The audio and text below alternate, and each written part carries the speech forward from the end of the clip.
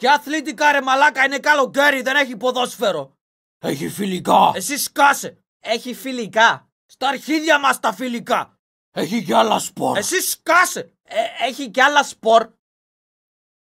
Σας διαβάζω τα πιο δημοφιλή σπορ στον κόσμο. Νούμερο 1, ποδόσφαιρο. Νούμερο 2, κρίκετ. Δεν διαβάζουμε τα υπόλοιπα. Δεν έγινε τίποτα ενδιαφέρον στον κόσμο του ποδοσφαίρου. Άνοιξα αθλητικό network. Πώς το ονόμασες? Gotham Sports Network.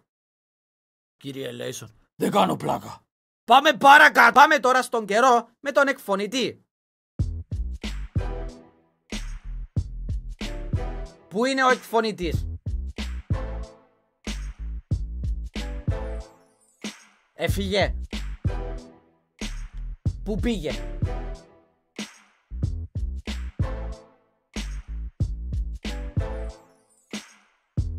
Διακοπές.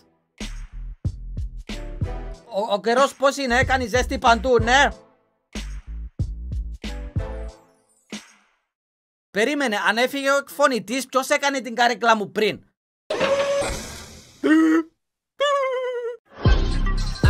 Best rap voice, but I know I got the brain, and I am not one of the bad boys, but lyrically I'm a fucking train.